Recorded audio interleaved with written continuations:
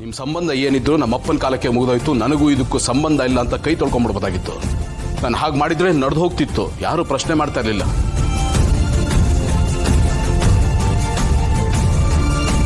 ನಾನು ಹಾಗೆ ಮಾಡಲಿಲ್ಲ. ನಿಮಗೆ ಗತಿ ಇಲ್ಲ, ನೀವು ಅನಾಥರಾಗಬಾರ್ದು ಅನ್ನೋ ಕಾರಣಕ್ಕೆ ನಿಮ್ಮನ್ನ ನನ್ನ ಜೊತೆ ಕರ್ಕೊಂಬಂದೆ.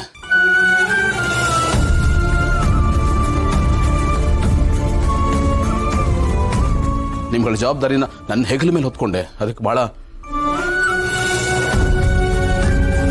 ದೊಡ್ಡ ಬಹುಮಾನ ಕೊಟ್ಟಿದ್ರಪ್ಪ.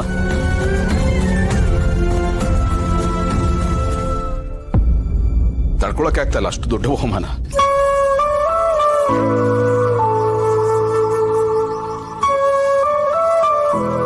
ಸಾಕು ಸಾಕು. ಸೆಂಟಿಮೆಂಟ್ ಅನ್ನೋ ಹೆಸರಲ್ಲಿ ಅಮ್ಮನ ಬಗ್ಗೆ ತಪ್ಪಾಗಿ ಮಾತಾಡ್ತಾ ಇದೀಯಾ. ಹುಷಾರು, ಚೆನ್ನಾಗಿರೋದಿಲ್ಲ. ಇನ್ನೂ ಏನಪ್ಪ ಮಾಡ್ತೀಯಾ? ಮಾಡಕ್ ಇನ್ನೇನು ಉಳಿದಿದೆ?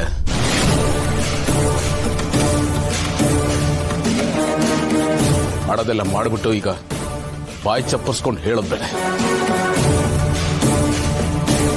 ನಾನು ನೀನು ಬೈದಾಗ್ಲೂ ಬಯಸಿದ್ದು ನೀನು ಒಳ್ಳೆಯವನಾಗು ಅಂತ.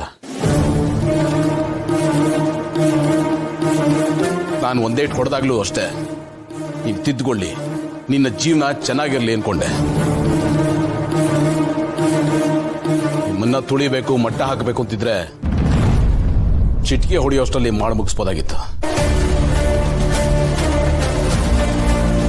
ನನ್ನ ಮುಂದೆ ನೀನು ಯಾವ ಗಿಡದ ತೊಪ್ಲು, ಯಾವ ಲೆಕ್ಕ, ಸೊಳ್ಳೆ ತರ ಹೊಸಕಾಕ್ಬಿಡ್ತಿದ್ದೆ. ಆದ್ರೆ ನಿಮ್ಮನ್ನೆಲ್ಲ ನನ್ನವರು ಅನ್ಕೊಂಡೆ, ಅದಕ್ಕೆ ಬದುಕಿದ್ದೀರಾ. ಈಗಲೂ ಅಷ್ಟೇ ಅವರನ್ನ ನನ್ನಮ್ಮ ಅಂತ ನಾನು ಮಾತಾಡ್ತಾ ಇದ್ದೀನಿ, ನಿನ್ನಮ್ಮ ಅಂತಲ್ಲ. ಇದಕ್ಕೂ ನಿನಗೂ ಸಂಬಂಧ ಇಲ್ಲ. ಸೈಲೆಂಟಾಗಿ ಸೈಡಲ್ಲಿ ಇದ್ಬಿಡು, ನಿನ್ನ ಯೋಗ್ಯತೆ ಅಷ್ಟೇ. ಹೇಳಿಮ್ಮ, ಯಾಕಮ್ಮ ಹೀಗೆಲ್ಲ ಮಾಡಿದ್ರಿ? ನನ್ನ ಮೇಲೆ ಯಾಕೆ ಇಷ್ಟೊಂದು ದ್ವೇಷ ಸಾಧಿಸ್ತೀರಿ?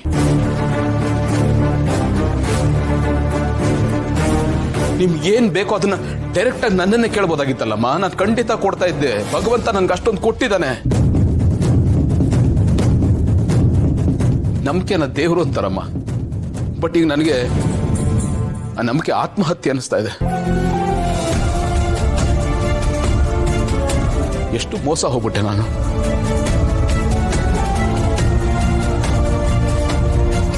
ನೀವು ಹೇಳಿದ್ದನ್ನೆಲ್ಲ ಸತ್ಯ ಅನ್ಕೊಂಡೆ. ನೀವೇನೇ ಮಾಡಿದ್ರು ನನ್ನ ಒಳ್ಳೇದಕ್ಕೆ, ನನ್ನ ಒಳ್ಳೇದನ್ನೇ ಬಯಸ್ತೀರಾ ಅನ್ಕೊಂಡೆ. ಬಟ್